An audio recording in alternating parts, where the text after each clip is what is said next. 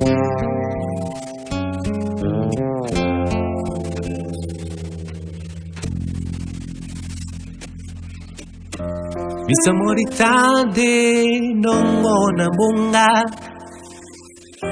Jepeso pebori puri majita Nabi Lumbu petembusa Limbe is a touristic town found in the seaside of the southwest region of Cameroon. The town that was a linkway to a slave port during the slave trade era was also one of the first Cameroon's missionary posts. Most of what was discovered later on to be the hinterland of Cameroon came in as explorers landed in Limbe due to its access to the Atlantic Ocean.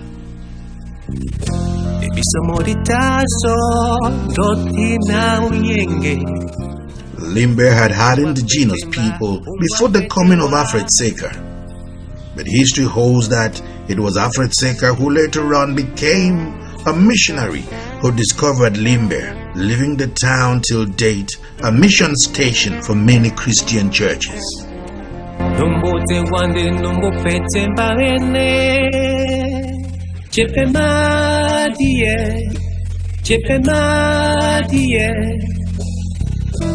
This is Victoria, now known as Limbe. Victoria was founded in 1858 by English missionary known as Alfred Seker, and this is where he landed in 1858. By then, the what you call the bridge or jetty was not built. This was built by the Germans, what you find over there. By then, it was this place was named by the Portuguese as Ambroise Bay. This is a bay. Geographically, this is a bay, and that's a peninsula, and this is where Alfred Seker landed. You know, he was driven from Fernando Po, Santa Isabel at the time, which was Catholic, because at the time the King of Spain didn't want to have any other religion but Catholicism. And Fernando Po, which is Equatorial Guinea today, was a Catholic colony under the King of Spain, and so they were sent away. This event is for people that want to get into real estate. It wasn't just, here's how to flip a house, it's here's how to have a successful business. It will change your life and it'll put you on the right track. I was able to buy and renovate 10 properties in just 1 year while still working a full-time job. That I wanted financial freedom, I wanted to get out of that rat race, and I have. I'm Van Merrill, star of A&E's hit TV show Flip This House. Over the past 14 years, I've bought and sold hundreds of properties, built a large portfolio of rental properties, and become a self-made multi-millionaire because I created a system that allows me to get very predictable and profitable results. Real estate has completely changed my life, and for the past decade, I've been able to share that passion through our live training events. These events have helped thousands of regular, everyday people get started investing in real estate the right way, which has allowed them to make more money and live with more passion. And so Alfred Seker went to Douala and came to Victoria in 1858 and named this place Victoria after the Queen of Victoria. And some little information I'd like to tell you about Alfred Seker. You see, we venerate these people. Alfred Seker, we call him a missionary. He was a draftsman. He was working in the marine. And he was a very young man who started, these are people who were daring. He started doing seafaring at the age of 18. And came here to Victoria as a very, very young man. And founded this place and got it from the king of Bimbia. Got it from the king of Bimbia. And built his first missionary posts at where you find the present Ebenezer Baptist Church. That's where he built his first missionary posts in 1858. Then built the present church, which is the Ebenezer Baptist Church down beach. He built it in 1877. And had all the property from here right up to where you have the press book. He left all that was property of Alfred Seker. There's a house which is still existing there. The house is called Brook House. That's where Alfred Seker lived. But at the time the English missionaries were leaving, they sold part of the property to the Basel Mission. The Basel Mission came from Switzerland and bought part of the property where they built their first church in 1890. The church is still standing, though it has been renovated, and bought all the property from the English missionary, which I don't want to go into details to give you the figures. And so that is the history of Victoria. And that is how Afreseka started Victoria as a missionary post.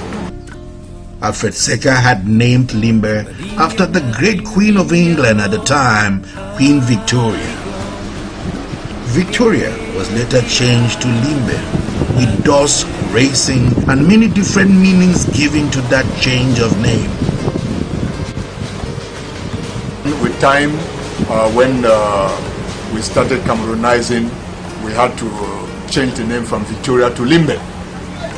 And then to tell you a little bit of the history of Limbe, Limbe gets its name from the river that runs cut across Limbe and empties into the Atlantic Ocean. That cuts across and right through the Botanic Garden. That's the Limbe River. And there are so many schools of thought about the name Limbe, which I don't want to belabor in this documentary, because people will say Limbe is a German name, Limburg, which is something like a misnomer of a German Limburg who used to work in the Botanic Garden, because when the Germans came here, the Botanic Garden was a nursery for all the crops we have in Cameroon. And so we had a German botanist who was Dr. Plus, who had his nursery. He started his nursery at where we have the Atlantic Beach.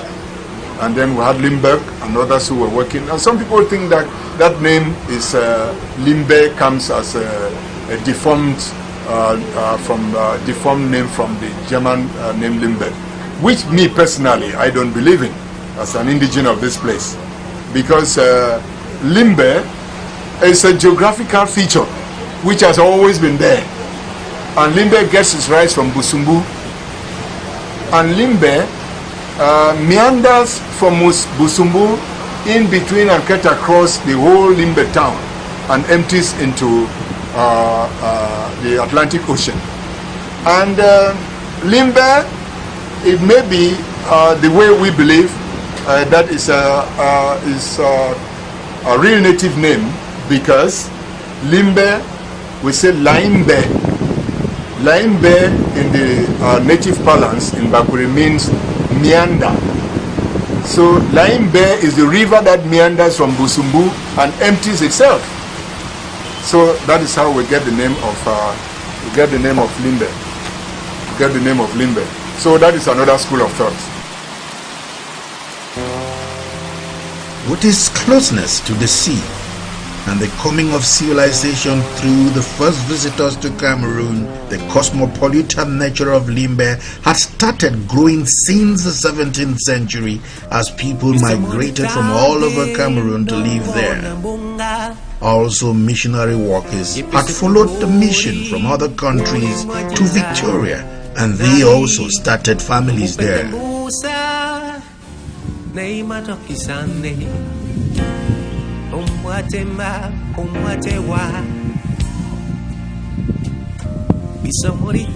The people living in Limbe, the natives of Limbe, Limbe as it was, if you look at Limbe town as it is,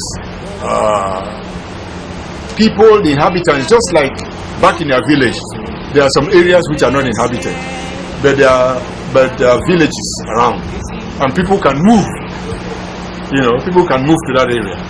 So when Afreseka came here and opened the missionary station, the natives started moving to the missionary station because there was school, they needed labor, the missionaries needed labor. So the natives started moving. The Isubus from Bimbia, they moved. The Bakwaris from the hinterland, just in the neighboring villages, Busumbu, Bojongo, all along, moved and then started coming here. And then a few other people who came with Afreseka because Afreseka came with others. Afreseka came with others, you know, and landed here, like the Wilsons and many other families who came here, because those were people who were already trained as technicians, who could be carpenters, who could build a missionary station. And that is how the population started growing. And this now invited many other people to come. And so when the missionaries now, the Baptist missionaries started growing, and then the Germans colonized this area, and the Germans opened their plantations. And so more population from the hinterlands came again to work in the plantations. So you begin to see why the population started becoming cosmopolitan. It wasn't homogeneous and indigenous as it was supposed to be, because it invited an influx of people from different tribes in the country.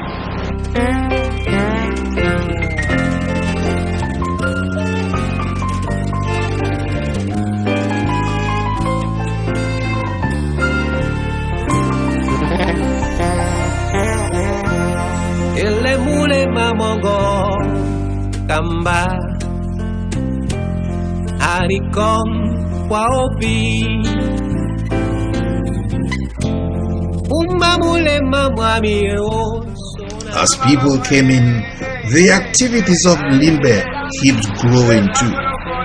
Apart from just being one of Cameroon's most popular fish ports, Limbe too is an agricultural heaven because of its volcanic soil from the Mount Cameroon that runs right down to Limbe.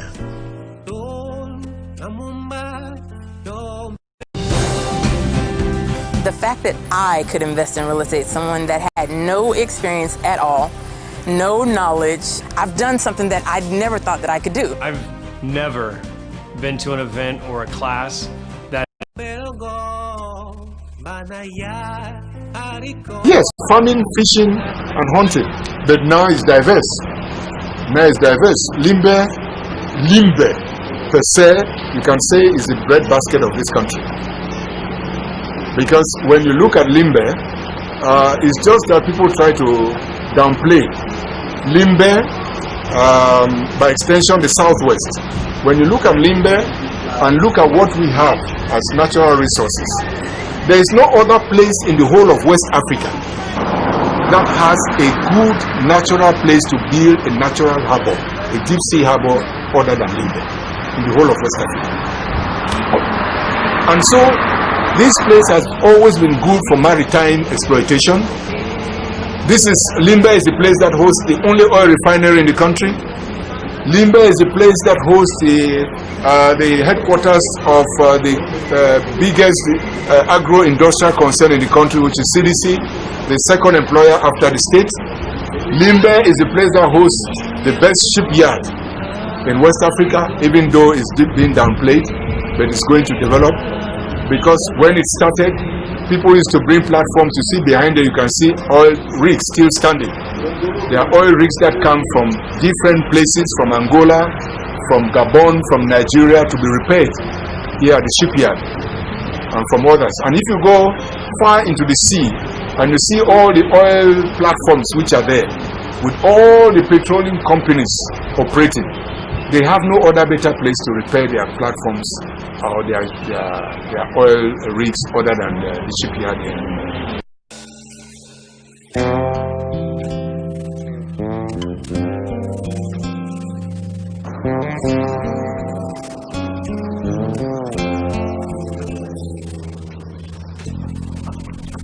Limbe is one of the first touristic places of Cameroon, with hundreds of tourists attracted there daily.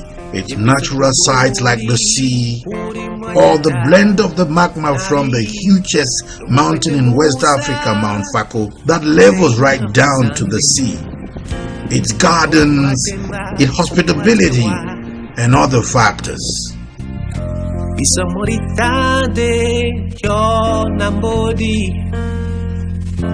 Now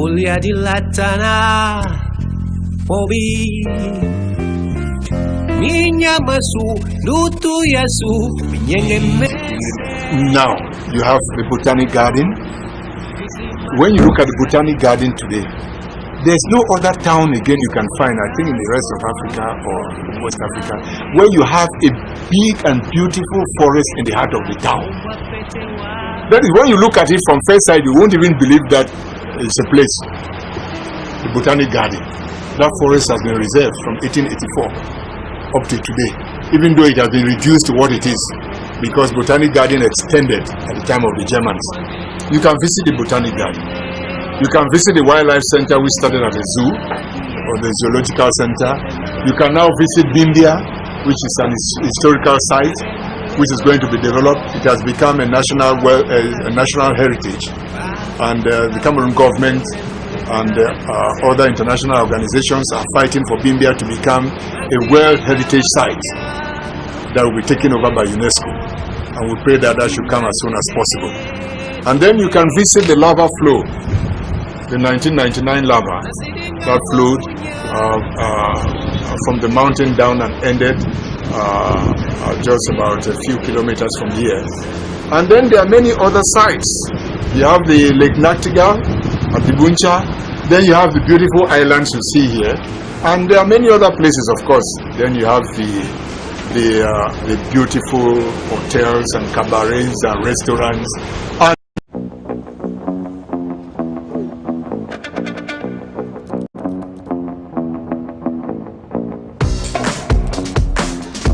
the beautiful ladies and gentlemen and people you have around, and of course good fish.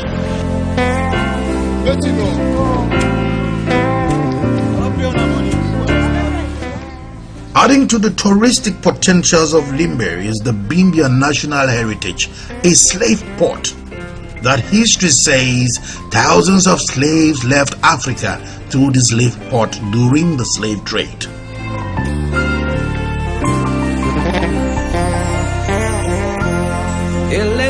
Bimbia was the first missionary post in Cameroon. It was the first missionary post in Cameroon where Jamaican missionaries, who were black missionaries, landed in 1844, before even Alfred Secker came. This to show you that, and these were missionaries who were of slave origin from Jamaica, who brought the gospel to Cameroon and landed in Bimbia and started the first missionary post there. They were Baptist missionaries. You had Joseph Merrick and Fuller. But before then, Bimbia had been a slave post before it became a missionary post.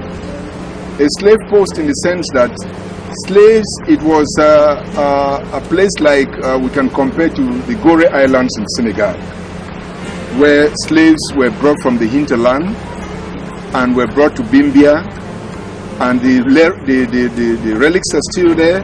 You can still find artifacts and buildings that have, of course, because of the passage of time, they've all been eroded. But when you go there, you can still find concrete evidence of the slave trade at the time, which took place in Bimbia some 400, 500 years back.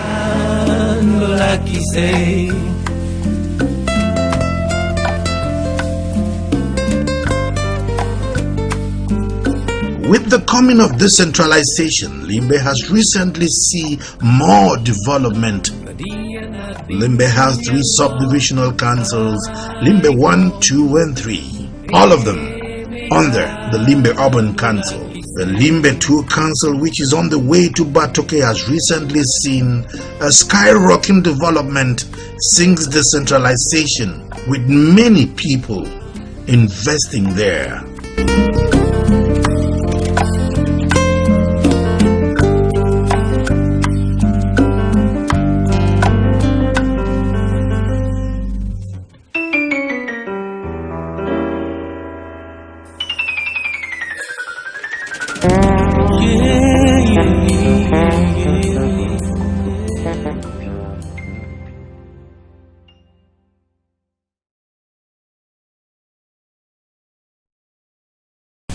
We have so many hotels that I would like you to go around and discover them yourself. And again, naturally, we have the islands which are being tapped around our maritime area. We have the islands like the Ambazonia Island, we have the Bota Island, and we have another small island there they call River Island. There are a lot of rivers there. All those islands they fall within Limbe too. Still on touristic, we have beaches. We're very, very much interested in, you like the beaches because they are not like other beaches. Our beaches are covered with black sand. So those are areas that we have that can attract a lot of tourists. We have a beach like the Mile 6 beach, the famous Mile 6 beach, which is quite large, spacious enough. But people don't frequent the beach because of there's a natural sea erosion, which usually disturbs at times when people swim there. That it kills so many people sometimes ago. But that notwithstanding, we have other beaches like the Ngeme Beach, the Wovia Beach, and the Batoke Beach. There are beaches everywhere. We also have the mountain behind us. If you look at where we are, the Limbe 2, we have boundaries with the maritime, the Atlantic Ocean around the east and the south.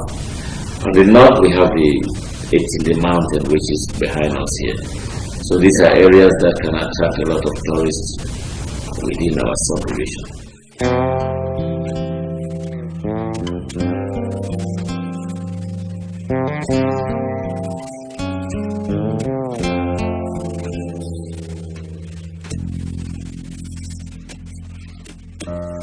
Limbe has thousands of people visiting it daily for one reason or the other. The people there are very hospitable and receptive. There has been enormous peace in the area, but as people keep coming, more it's on its way to make Limbe a more safe haven.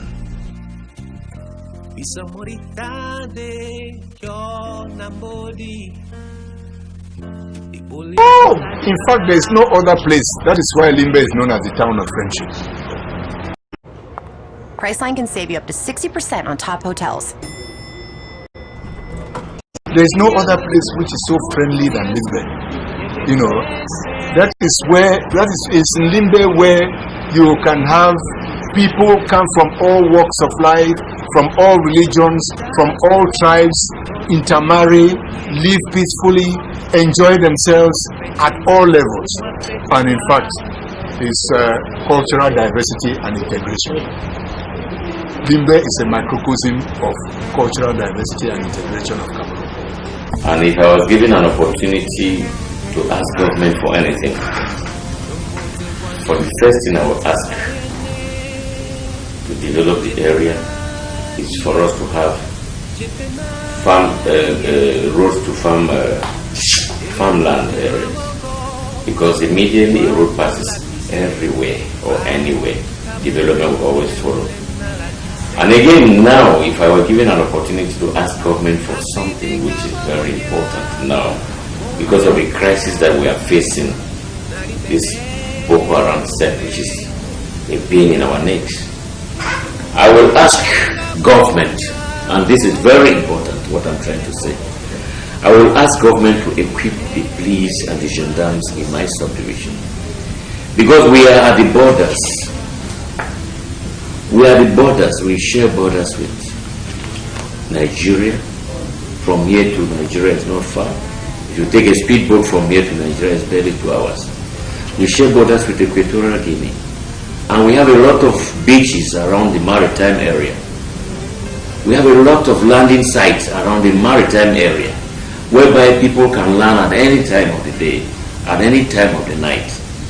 And our forces are not equipped. When I say forces, I mean our gendarmes, our brigade, our police. They are complaining to us every day. They don't have access of, even if you invite them even at midnight, when you are attacked by thieves or whatever, they don't have the means whatsoever to intervene. So if I had the opportunity for now to ask government for anything, I would ask that they should create us roads, and that they should equip our brigade gendarmerie brigade and the police within the subdivisions. These subdivisions that are bordered by the maritime area with several beaches, several inlets that people can enter at any time without doing anything. I think that would have been a principal thing for me to put forward.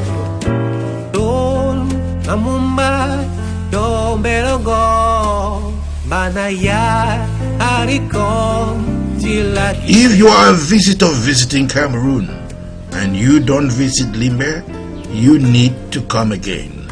It's a beautiful place.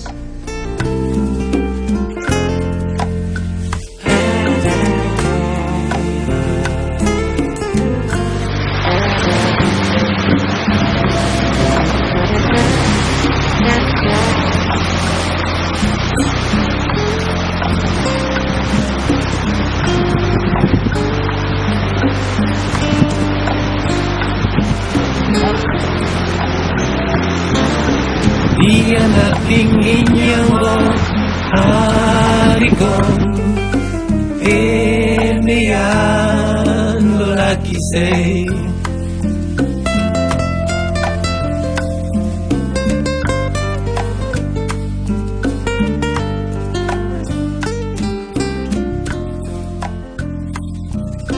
Dia nating inyong harikon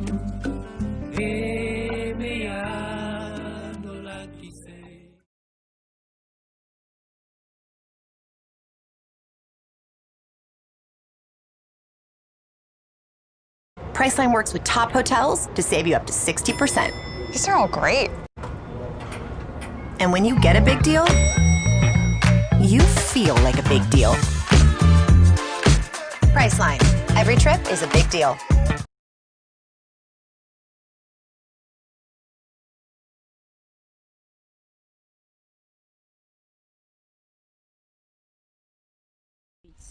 My dreams came to a halt. Hours thinned to minutes. Minutes narrowed to seconds. You must go, you must leave now, if you still want to live, my daddy told me, as the bodies of my mates were retrieved from the streets. Under a roof many miles away from home, we found ourselves as refugees, without crossing country borders.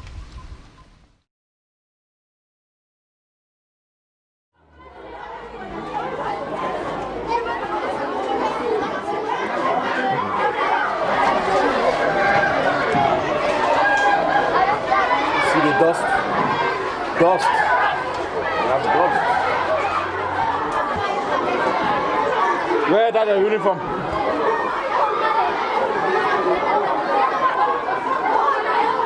Somebody should ring the bell.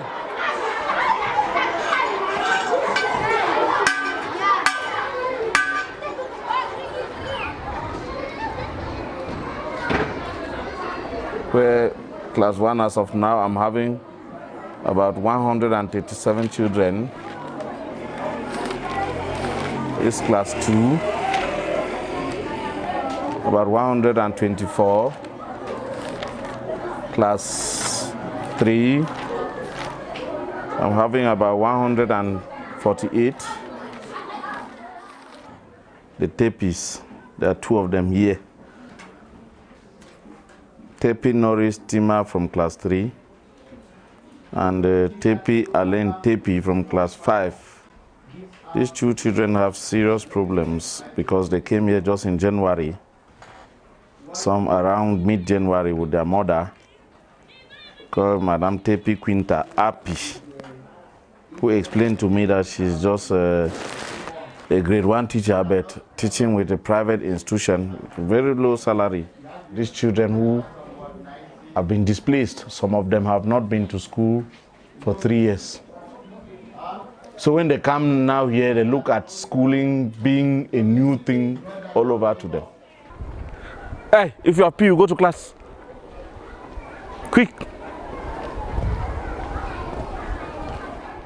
Classes that were about 80-something, 90-something, some of them now running to 130, 140, 150. Hey, have you greeted?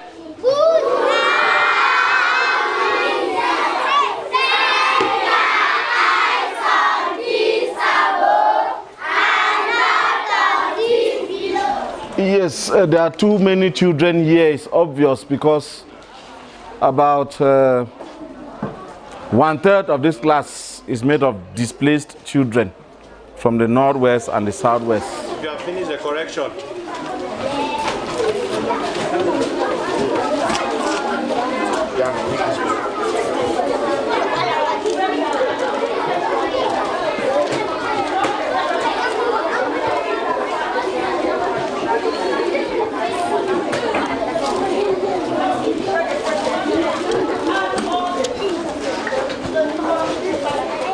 Those children who have come from northwest and from southwest this year because of the problems that are there. If you came here because you have problems there, stand, let's see you.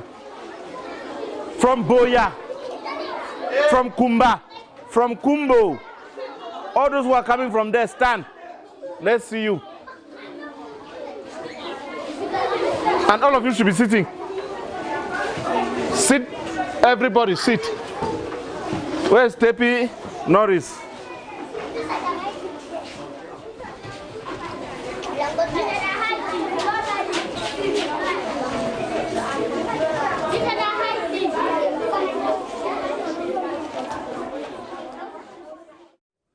As a fresh graduate, my aspirations were high.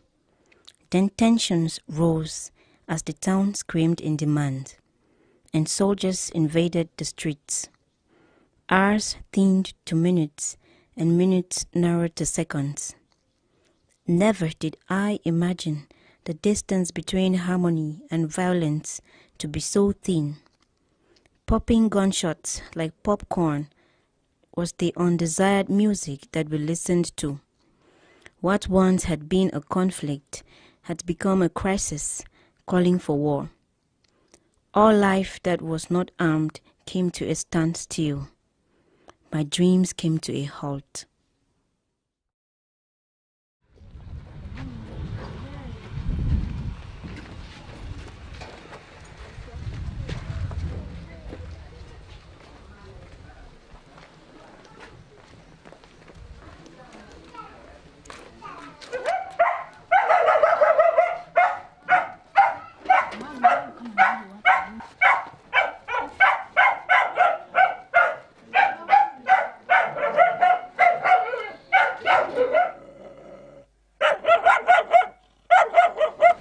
Was cool. What did you learn today? Mathematics. Only mathematics? Health science. Okay. So it was good. But what about your stomach? It's fine. There was no problem again? Yeah. Okay. But not okay. Who are your friends? Yes. It means people have to eat or you not eat. Yeah. Oh, they'll eat with their friends.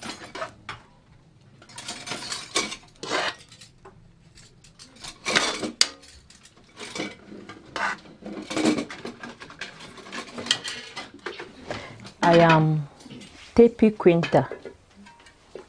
I am from Bamenda, Northwest region. I came here due to the crisis we have in my own village.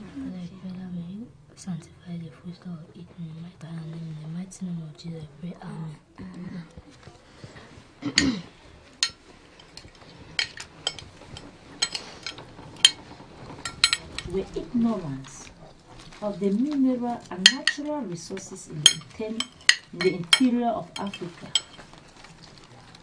because of the lack of the knowledge to know that they have raw resources now. They fight, they rush. When they discover it, they were rushing to come and acquire an exit because they knew that there was oil in Limbo. But since they came and stood only at the coast. I've been teaching in the village as a PTA teacher. I don't know French. I don't know many people. I don't know what to do. Before the crisis came, I was not really feeling because they were giving us soap from school. Saturday we go to our farms, we socialize, we feel free in moving, we interact. But as the crisis came, we are only in bushes. You cannot even trek, no way to go, nowhere to even meet a friend or meet somebody to discuss. So when I came, a friend directed me to this school. I came, they took me there. I came, I stayed here, started going to the school, They are giving me 38,000. Yes, when I take the 38,000, I pay this room for 10,000. Because they give us with light and water. It is not easy as to compare in the village, because in the village we have our farms, we have our bananas, bitter leaf we harvest from behind, we even make palm oil ourselves and manage our life. But here, everything I'm buying and on credit most of the time.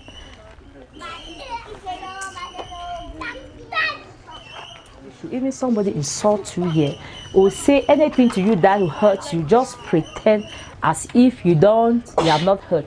Because we are on a strange land, we don't know anywhere to go. And the only thing that we can live here happy is that we should love everybody. We should be friendly with everybody. We should respect everybody. That is what I'm always telling them.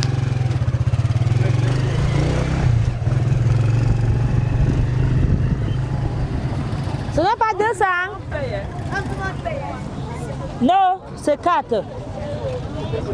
Ce n'est pas 5, c'est 4.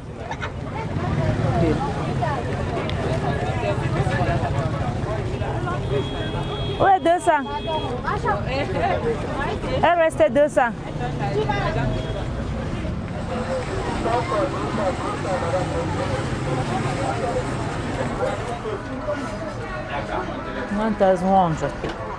C'est combien? Ce n'est pas 200.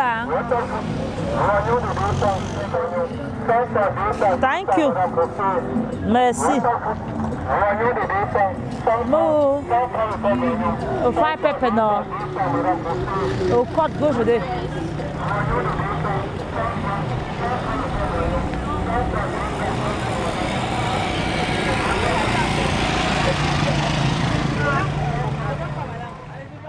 My school doors remain shut, market deserted.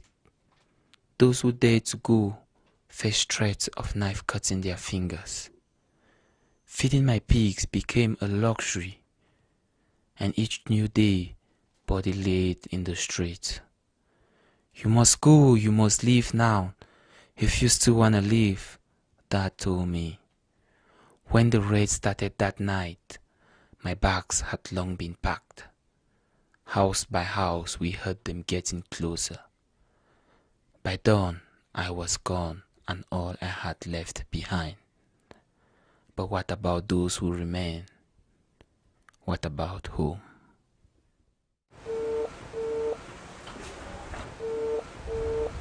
Yeah. Yes, mommy. Angel.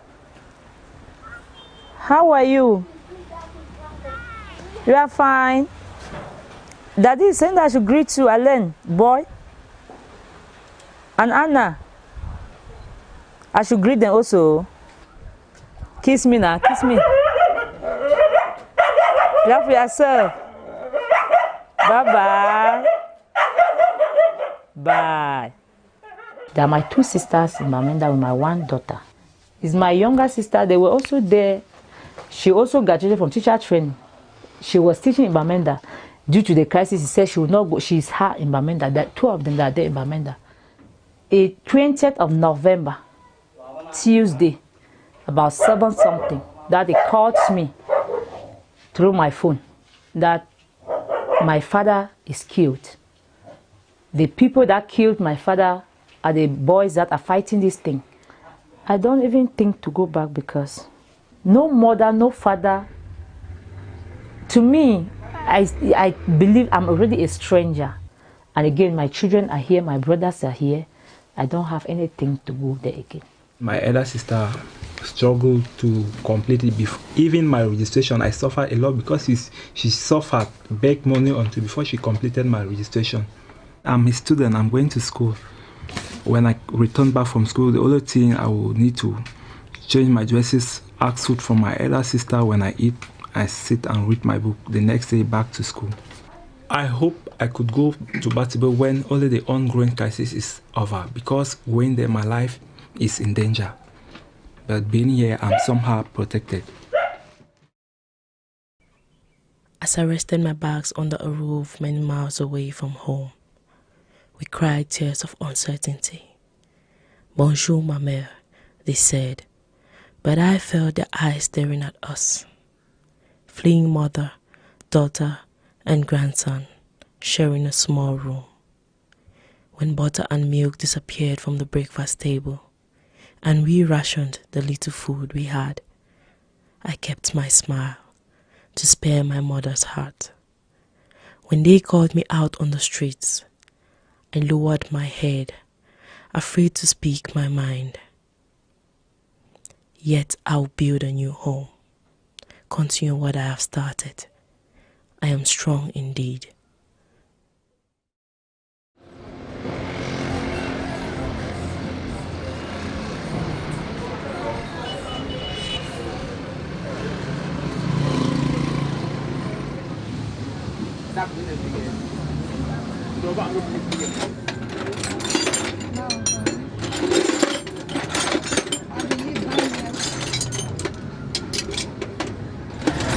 I started this work on the 7th of January, and mechanic work that I'm doing now.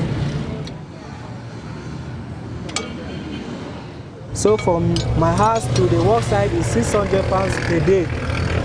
So all those money is my big sister Pinta that is providing me that money.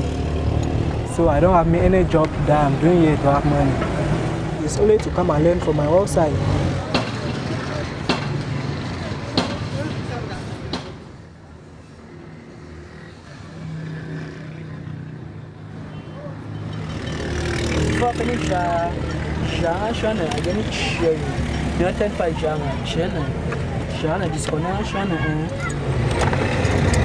My dream in the night, I dream as I was in the village with my father.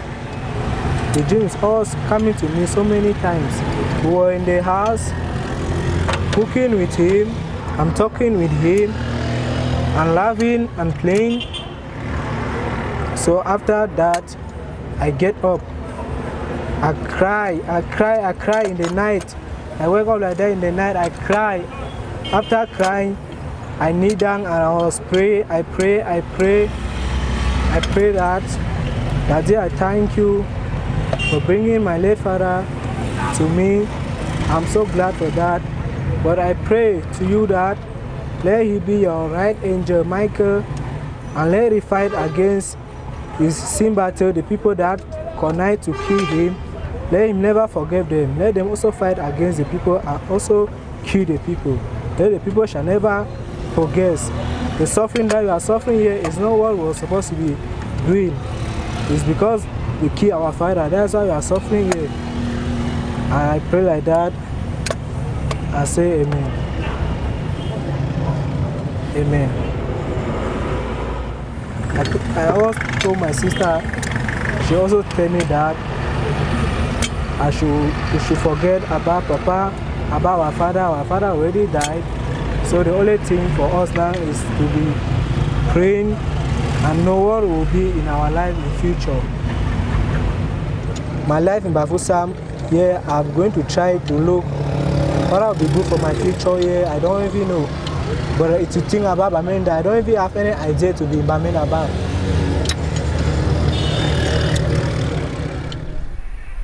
My drive is stronger than my scars. I am determined to survive. I am displaced but not misplaced.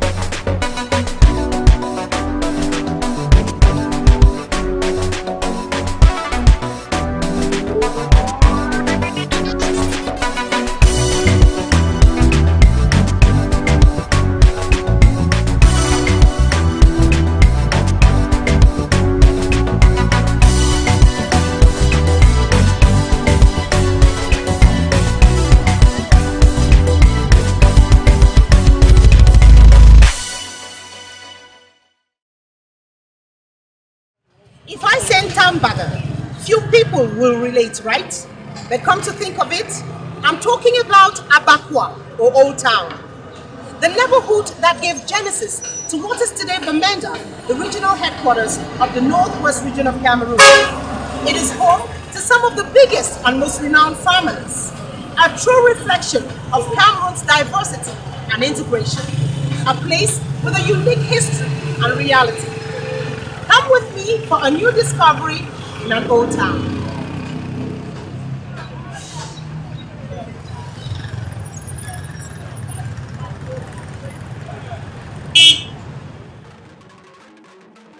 Old Town, as the name rightly says, is the oldest neighborhood in the town of Bamenda, the third largest city of Cameroon. Being the land of the Mankon people, who are the original inhabitants of Bamenda, Old Town is officially and traditionally known as Tambang, meaning the abandoned land in the Mankon dialect. Back in the days, it was a virgin forest and hunting ground for the traditional ruler of the Mankon people. However, a lot of people still call this place Abakwa. One major point that makes this neighborhood peculiar is the fact that it hosted the first inhabitants of Bamenda, or better still, it is from here that Bamenda grew to be what it is today. Ntambanga is situated in the central town of Bamenda, and it is bordered in the north by Ntamulung and Sonak Street.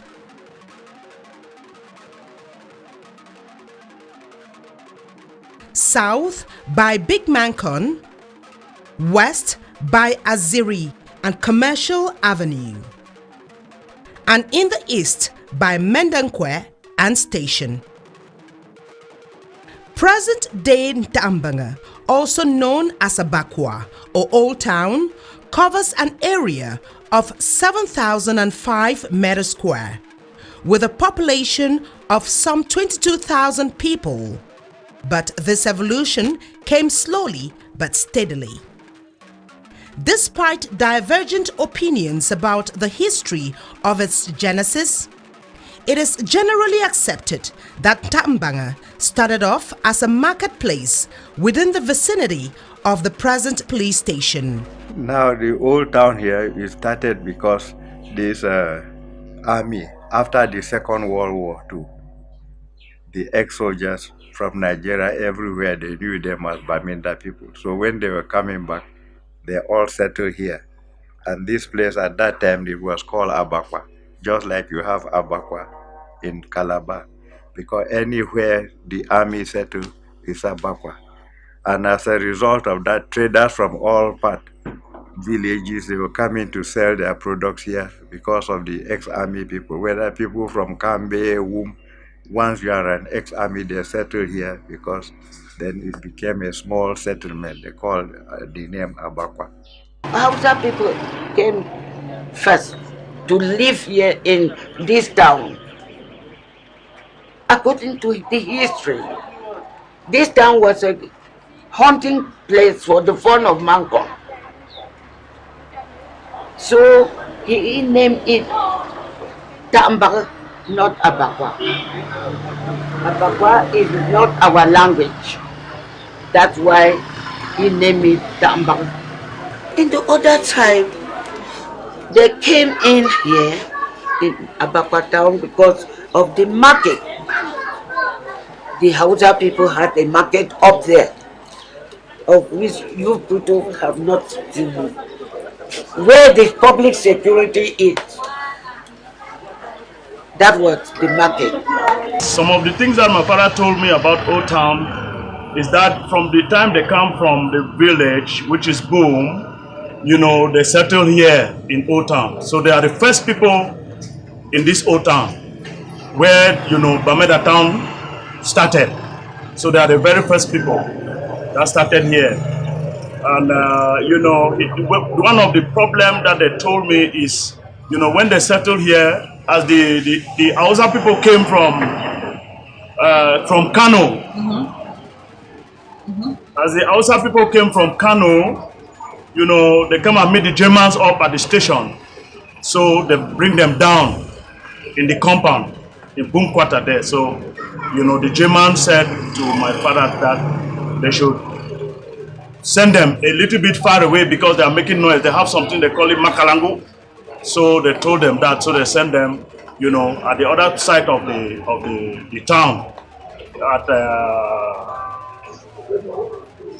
Tamulung. So when they went to Tamulung, because of the market in Old Town, so they have been coming, you know, closer and closer and closer. With still no unanimous answer, I questioned some inhabitants who claimed that Ntambanga was first inhabited by a man from Boom who was chased out of his village for having an affair with the Fon's wife, and in this place he found a safe haven and made it home. From the market, the main opposite street slowly became a hot spot. Before Abakwa came to be this big, there was one street where everything started and happened. We're talking about the JT Street, which used to be like the commercial avenue that we have now, where we had a lot of shops, a lot of activities taking place. Now the name JT comes from a renowned family that is still there. The mother is still there. We're going to be talking with her to find out how things were unfolding here. But just to understand that when we talk about Abakwa, it all started here on this street.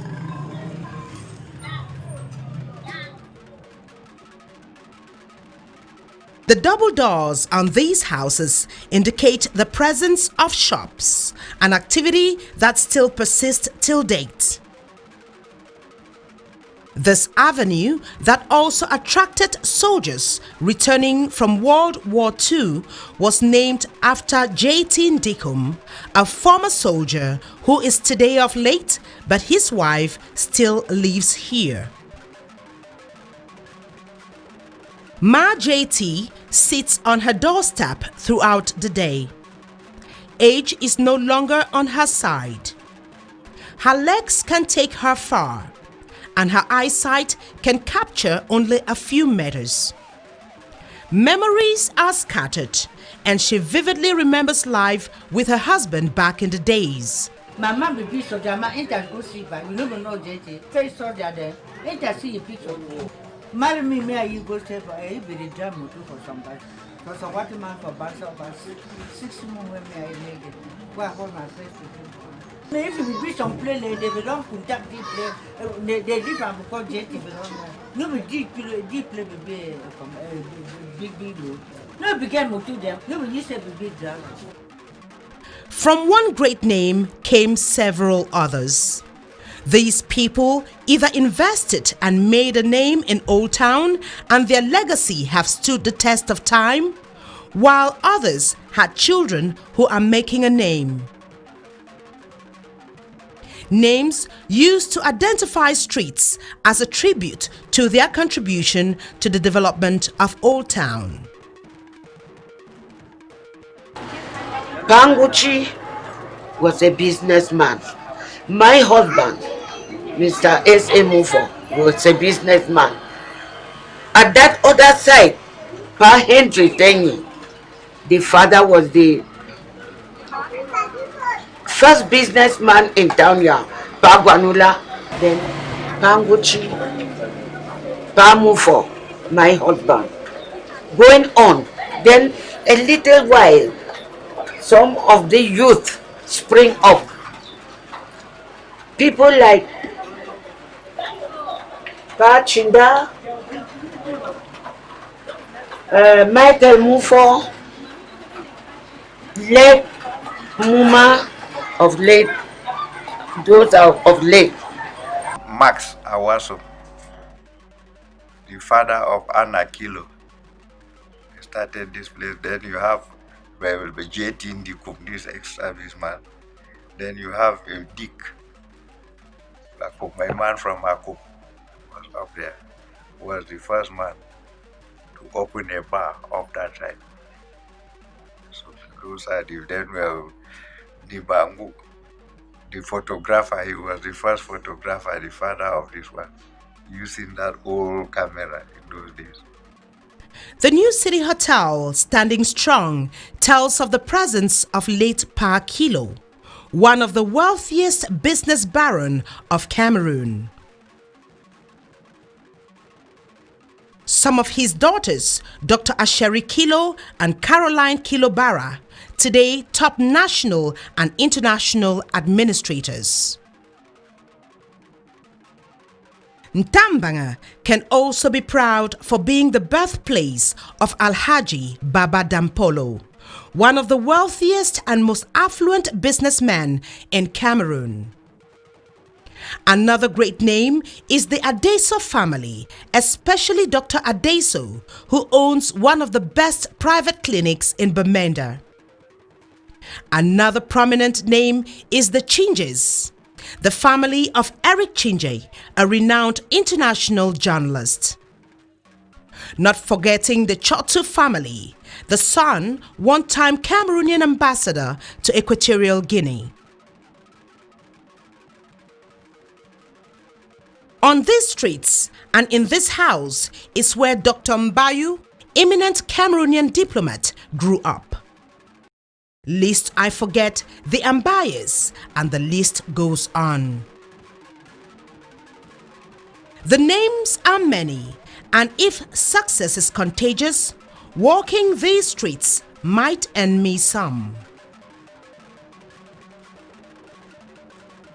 These people, a huge majority Christians, worshipped at the oldest cathedral in the northwest region called the St. Joseph's Cathedral, Big Mancon, and attended the Catholic primary school, the oldest in the neighborhood.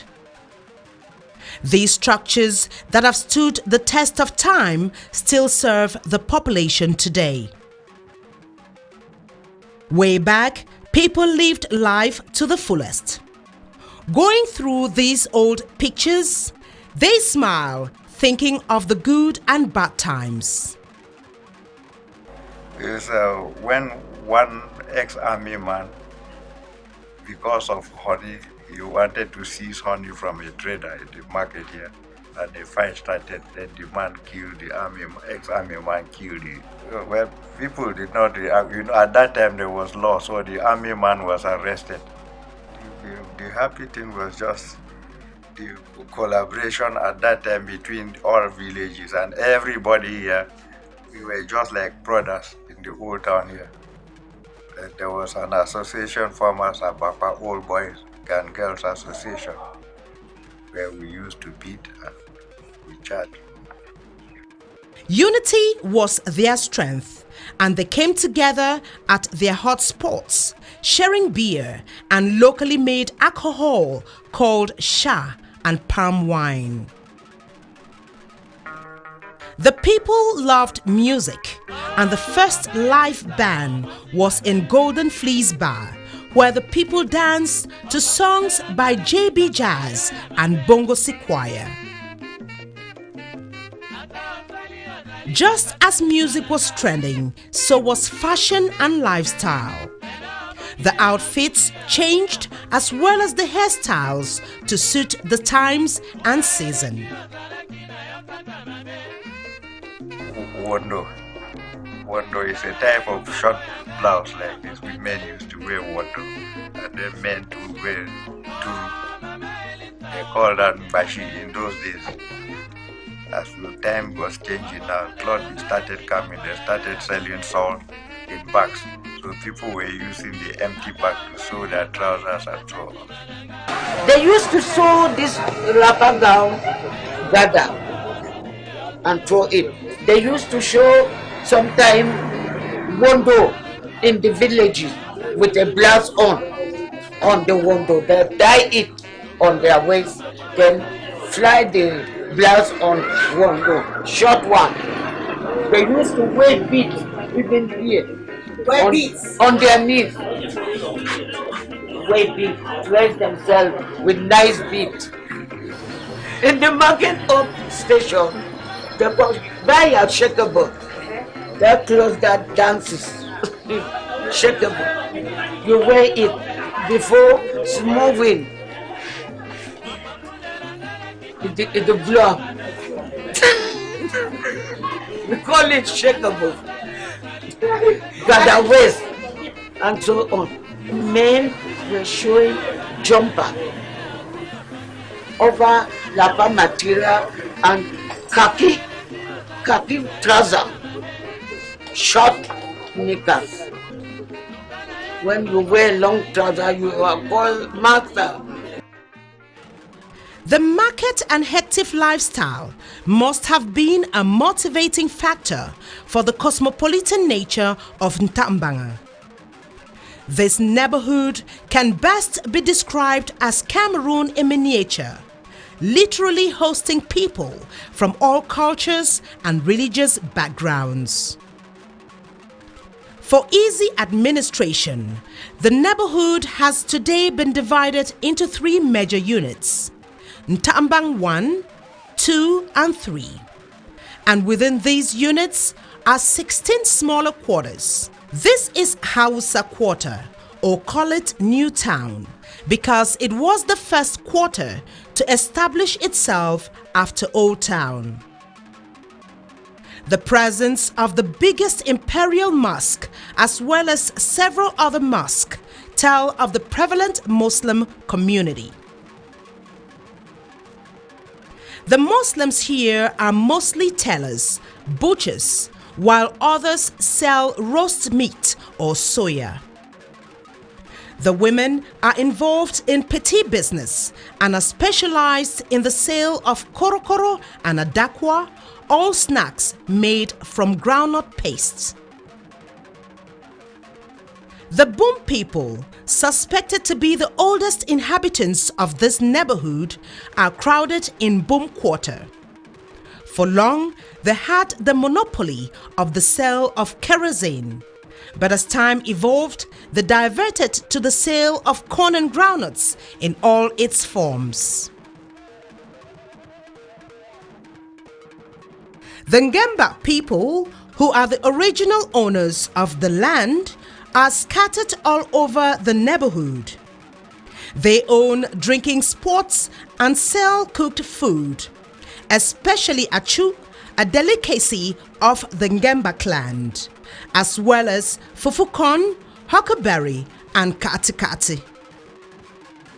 Being around this neighborhood, I could not resist having a taste of this cuisine eaten by the people of the Northwest region. The Bamilikes from the West region, concentrated in the Bamileke quarter, are more involved in business. They own shops and some factories. However, they arrived here literally by force. When you had this Makiza problem, the people from East Cameroon, some of them escaped here for safety, and then Fondefu gave them a settlement, that side where you call the Bamileke side, to settle there. And the French government now, at that time, they said they should repatriate them. Defu refused, say they have escaped, they have come here for safety. So they settled there. Then that's where the Bamileke people to the town started growing. Another name that leaves little for our imagination is the Devil Street. It was a place that abhorred the shrine of the Mankon traditional ruler. It is alleged that the Fon came here to pour libation during the planting season, and the gods of the land appeared in the form of a snake. However, the name Devil Street today has a whole different meaning. I heard that somebody addressed the junior brother that was drinking morning, afternoon, evening. That he's doing a wrong thing. And he told the brother that maybe this street is a devil, it's a devilish street. Yes. So that's from that day, people take it. So they say this street is a devil street. A place that will awaken even the most dormant spirit is the 7-Door and Bayangi quarters. It was the hottest spots back in the days. Bayangi quarter hosted women from Mamfe in the southwest region of Cameroon. They were notorious for sitting on their doorsteps with lit lamps waiting for clients who were mostly people who had done business in the market nearby and had the bounty. A little further from Bayangi quarters is 7-Door. The name comes from the 7 doors of the houses that belonged to a roguish lady called Mami Yayu. One woman came from Banto called Mami Yayu. Yes, Mama. Mami Yayu. She used to gather little girls from Banto and keep them here. So she had a brothel there. And this Nigerian vehicle, they used to come. The park was up here, where the police station is and the market. So when they come there, they go to 7-Door. You have this shower, drinks and so on, and girls. So this woman now was all young girls who escaped from their husbands. They come and she lodged them. So that's how the quarter became famous at 7-Door. Time has passed, but the stories and happenings of this place is not near oblivion. A lot of good boys, especially those from Christian schools like CPC Bali and Sacred Heart College, became bad boys here. Some boys became men here. A lot of men became fathers here. And this was home to a lot of fatherless children. Meantime, most of the doors at 7-Door have been closed and the yard taken over by the Subi Traditional Association, who carry out traditional dance rehearsals.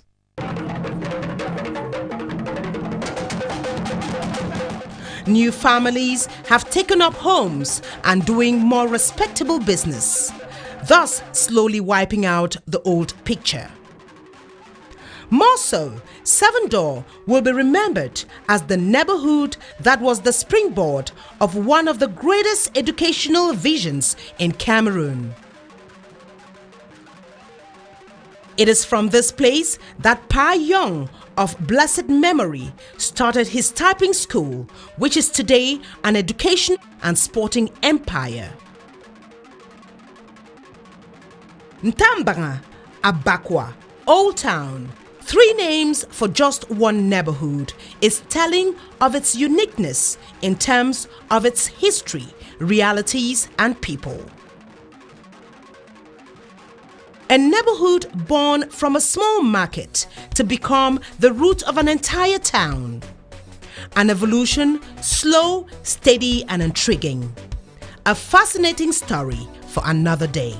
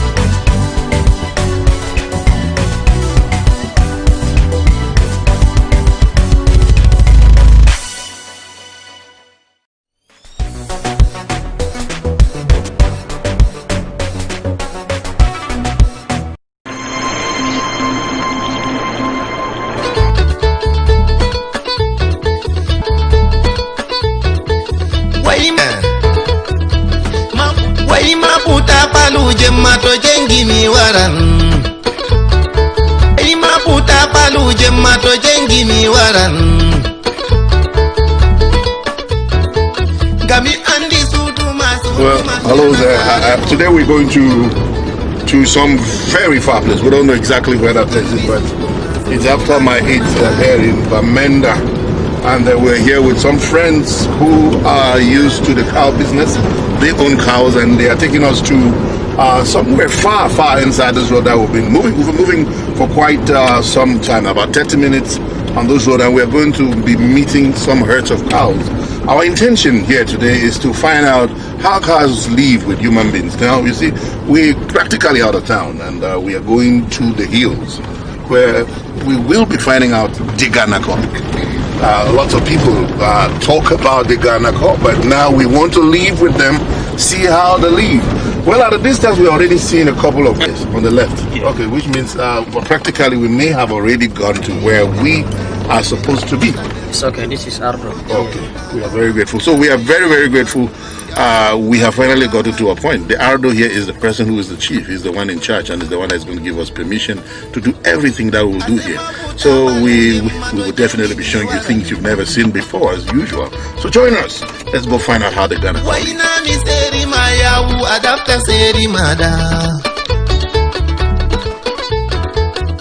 Rasta Bernata. Den rasta turtata, den rasta la kabonda rasta buikata. De aladi rasta doja la dunia veli wallahi. Samile ngomba dayata septième de trumpets. These people were nomads for centuries before they settled in some location not far away, and were later brought here. This is part of the Mankon village settlement. Mankon is the major host of the people of the Menda. Like other neighboring settlements, most of them developing settlements in the northwest region, the indigenous population, or those who first settled, made up the majority and created the first local administration. The Fulanis of the northwest regions are attached to most, if not all, the villages that make up the northwest region, with an administrative link to the palaces. The Fulanis of the northwest region were mostly wandering nomads who moved in search of food for their cattle, no matter how long they went. About 60 years ago, most of the Fulanis settled on the green grass hills of the northwest region. This is how they got connected to the palaces of the chiefdoms of these villages. We were the settlers of R.I.Z. Mankon in the 60s. Throughout 1984, the government come to R.I.Z. Mankon, take that land, which was our grazing land, transfer us to this land. So there was this document that was made, order that was given by the SDO of Bamenda, that a grazing land should be created in Mankon in this area for us. I think the Ardo still have those documents. So as we move to this area now, it has since 1985, our parents were the one that was taking care of things. Now our parents are late, that we have our Ardo here. Far on the hills of the outskirts of the villages, they too started their own small settlements. As the Ganakoks, as we refer to them in this document, they wandered in search of food for their cattle, moved in families, and built more families. This compound, Mr. Ali Amadu compound, if they were women, we picking them. Then this one.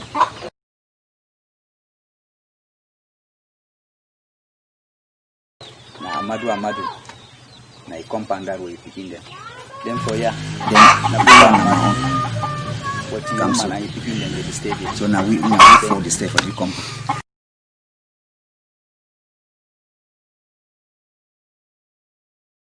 He's going to be willing to show us from where he holds the traditional council meetings and this is my traditional house. Okay, this is the traditional council house there. This is where you hold meetings. This is my traditional house. Every build now, which can build in this kind of house now. People now with traditional house from all region. The one born with the born with inside the kind of house now, and we live. Then before we go for modern way now. See, yes. So now my traditional houses. If I finish the house not finished, I will transfer everything. Every man can go and apply wash, don't need meeting, do everything. There's a bill like in a palace house. Wow.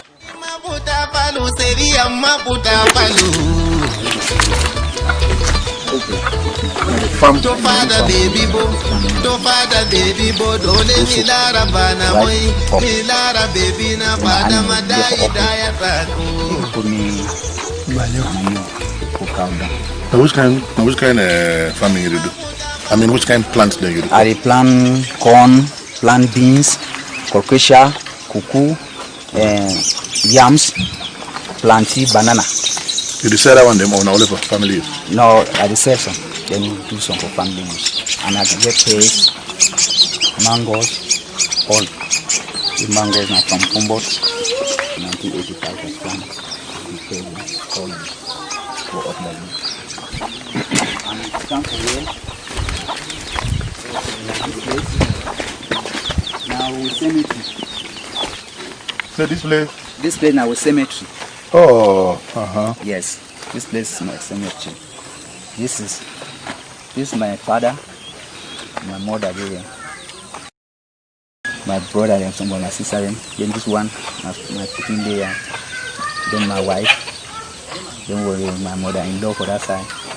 We're my brother's wife for the other side. We started this cemetery around 1985. Yes. First man were there for my grandmother, the mother of my father. Here.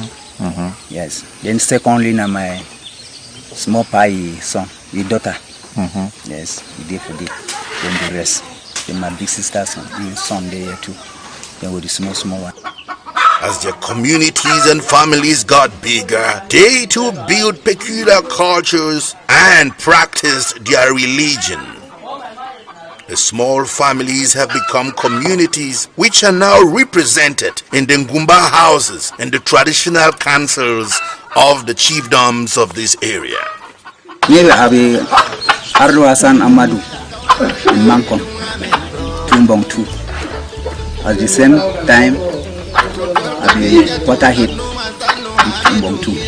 As Ardo means shop chief for Fulani, for Muslim community. And then all cattle grazer in Mankon, they then are under me. So anything concerning animal inside Mankon, other damages or anything, or one can sit here, they must see me face. I agree with them before I give them place for stay. Then I form my big man. Our main focus today is the life of the Ganako. Ganako is simply caretaker of cattle, or shepherd as it's biblically referred to. All those men you see here have been in the line of this duty. Some have grown to own many cattle, but all have a link to the life of a Ganako. When this group of people first settled here, they had some problems to deal with. In their nomadic days, they moved across hills as their cattle ate the vegetation, and they controlled their cows from feeding on the crops farmed by the indigenous population on the other side. Since the Ganakos got settled and now share land with the farmers, it's been a very difficult task to separate the cattle from the crops. They know the chop crop because I get with people them, but they take care of the cows. And I warn them seriously because I don't want any problem with my neighbors. The people who deal together with them. The good way you deal with people, you deal with them in peace. So that's why we put with people them. For they guide the cows anytime. Every day and night they will around the cow. So that may they no go destroy. And for our company here, we make fence for protect our farm.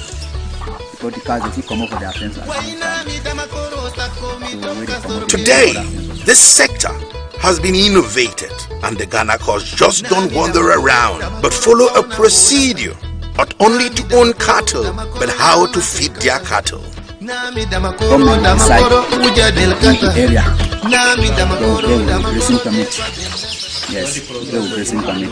They all document. The grazing permit, now if the first thing, we will get that. Now that they show say we get right for grace anyway. I no get limit. I feel grace inside Mankon, I feel grace inside Bafut. Because if I get my grazing permit, And the grazing permit is signed by the Minister of Animal. And then when we were veterinary, we did around my area. Yes, and then they signed the grazing permit. And the number of their cow you get them, you put her inside. Now what the grazing permit mean? Because if you don't get cow, that means you don't get grazing permit. I don't get grazing area. Yes.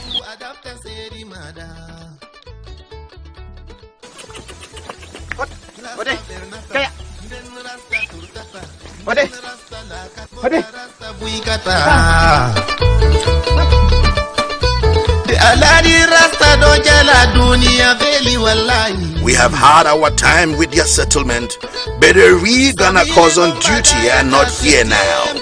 They were not far away, but they stay with the cattle in an enclosed area just above here. But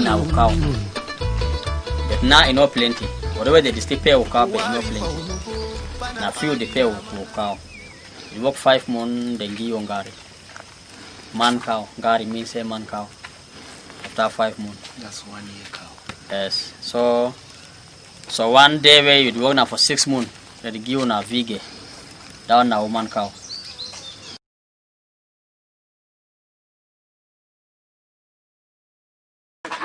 We now meet up with the people I will be spending today with. The Ganako, those behind the cattle, those who stay with them, and those who make sure they don't go astray.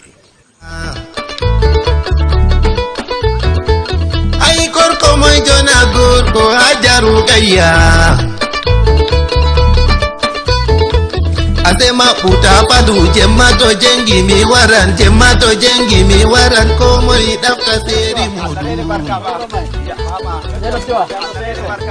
O bangi fadi nondendero bangi dijatu.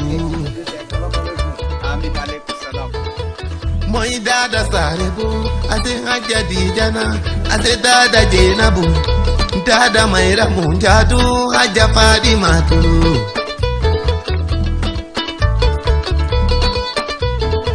Asema utapadu jodombo ima. Stay for the rice is they come back. Because we not get enough land for your way, we go keep all the food. So one day we go stay for some place. So did you cook your own chop for you? Yes, my place did cook. Yes. I did sleep for you. Okay. Take me show you your place now, mama. Show you. Show me your place.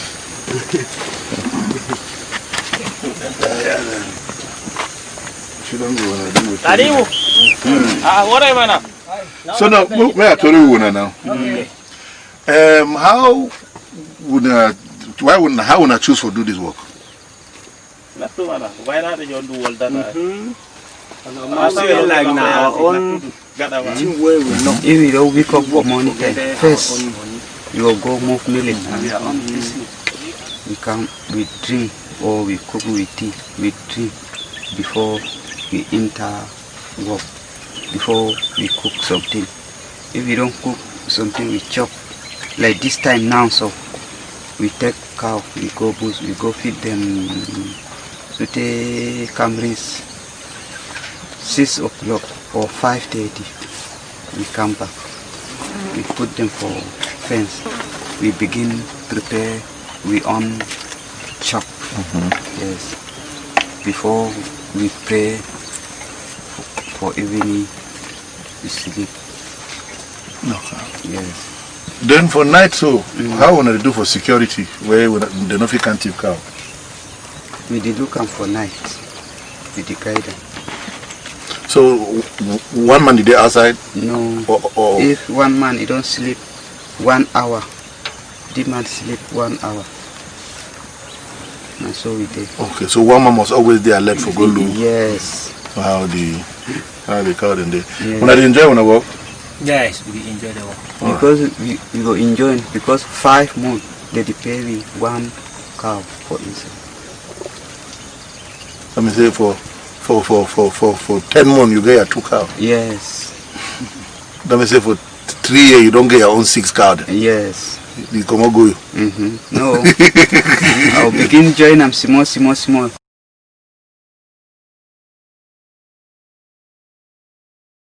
salt? If they not chop the salt, they are more, the sweet for chop grass. Then this salt, it give them energy plus vitamin too. When cow sick for bush, how would they bring them back? Well, or if he get accident? When he's sick for bush, we must take care for the cow. If we do like we two, one man go then they take care for the cow small, go to come with them. Then the other man will take the other group to the care with them, come back with them for door. Then they'll take that away the six small bring up. They bring up for door before we go find the doctor come. They get them.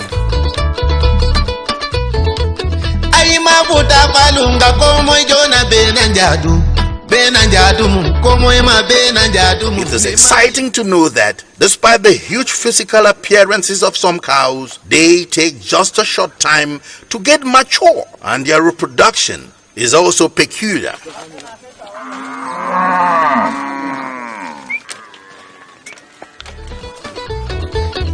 Alaji Dubayam Turmito Wari Mahama Sardi Mawari Mahama Montre Wari Mahama. Apart from just keeping the cattle in a confined environment, there are many difficulties that the Ganakos face.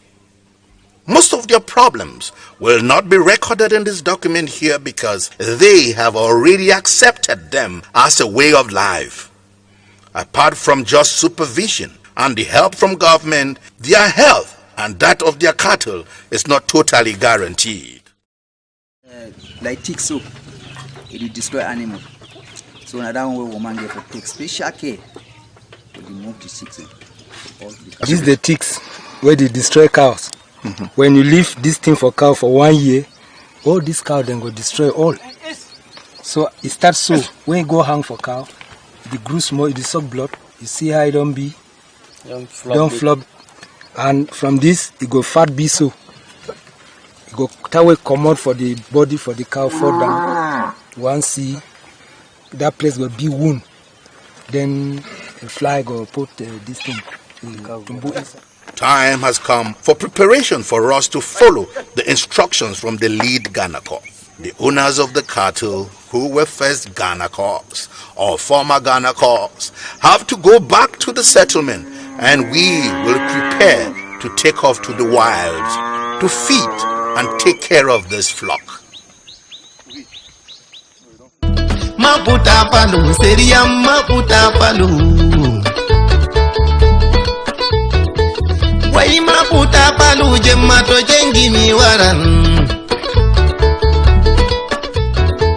Gami andi sutuma hirna sare modu. Once we got in here, I was a bit scared of the cattle, but this set are tempt and very friendly. They are not scared of humans and have given me no reason to fear them too. Well, yeah, from the beginning I was scared, but right now it looks like a friend of mine has chosen me. He has chosen me, he has come right to me, and I think I'm already pampering him. Well, I'll be moving with him throughout today, and I think I have a specific friend that I will be spending a lot of time here today with. Yes, maybe this is not a tick. I'm sure this is where there was one tick because there's a wound here. This one should be now tick be come out here now. Now tick where you don't come out here now. No, this is just okay. If you don't fall, all right. Our cattle will have to live here in groups, and we are divided amongst us as Ganakors to take care of our own flocks. This is my group leader. We are going west. We shall only have to meet the others back here in the evening. Well, you definitely must have been following. We have been talking to the owners of these cows. We have left their home. We're right now on the hill. But within the next phase of this documentary, we shall be moving with the Ganakors up the hill for today, where we will be spending the whole of today to find out how they do stay with these cows. Well, you've seen where they live, you've seen how they live, you've seen how cooperative they are, you've seen how respectful these people are, and you've seen how organized they are. So right now, I'm taking permission from the owners of these cattle, and we'll be spending time over the hills today to walk and see how these cows feed and live. Join us as we climb the hill.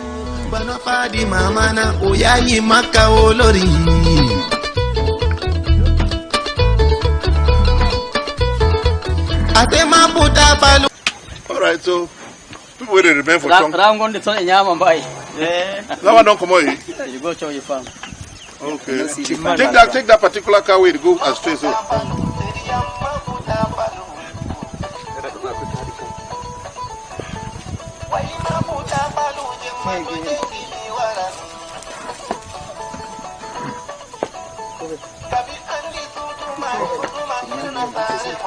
Really Bandi, oh Bandi Bandi there outside. No, una go. Now me and Kanaka will remove the cows, please. I want to talk bye bye for una. Then thank una plenty for this thing, but una no concern with Kanaka. Una go una for town. Una go una make me and Kanaka go. Una they do una mix family. Una go kill each other. Una mix family. Now me and the people from here will go for big food. So I thank you plenty. When we come back, we will see you now. Okay. For evening now. Okay. Yes. All right.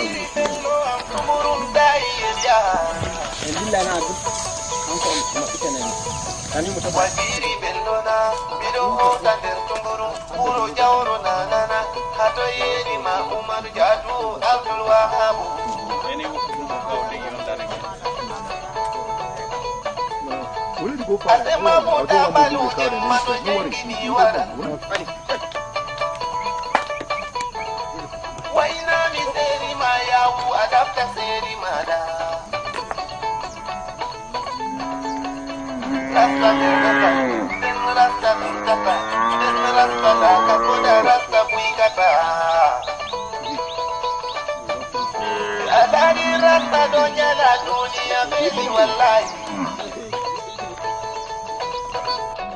Sabile ngomba dayata septiem de trape. Adema puta palu seria puta palu. Wari pauluko bana padi mamana debo labi berdebo bana padi mamana uyayi maka olori.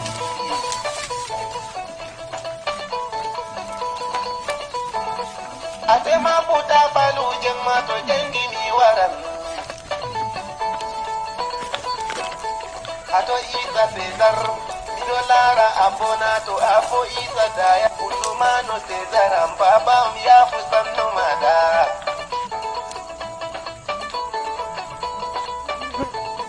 Alaki Ibrahim abingel anja balkisa.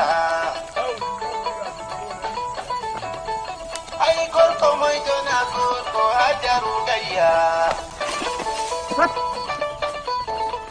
Atema uta padu jemma to jengi mi waran jemma to jengi mi waran no moy dafka deri mudu. Ode. Kita. Oh bangi padi non de no bangi dijatu. Moy dada. Well, been 2 hours in this wild forest. As you can see, the cows are already there having fun. They are eating. Where's the cat? Cat.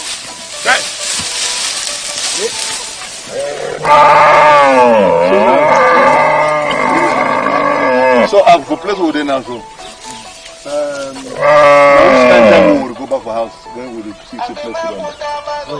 As we go now, so we chop the goat. They will chop like 2 hours. Go down for water. We go drink water. Then they start the chop. It won't be 1:30. Still send them back for water. Get the drink. Then we turn with them. The last time be 4 o'clock. So they drink water that time. Then we can come back and small. 5:30. The interference. That time close to rest. Wash them. Okay, we chop.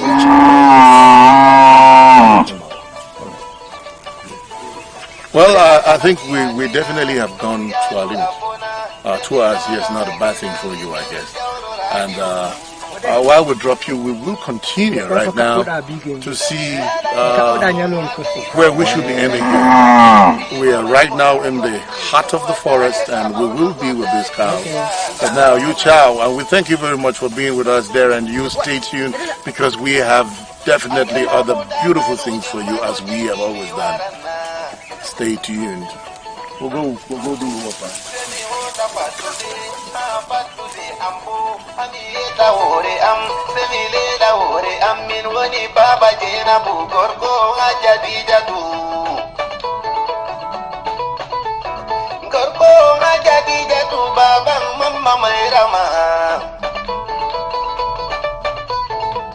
Kalbi mata idu tumburum dailian to jawru nanabu amilara gargana atema aliyu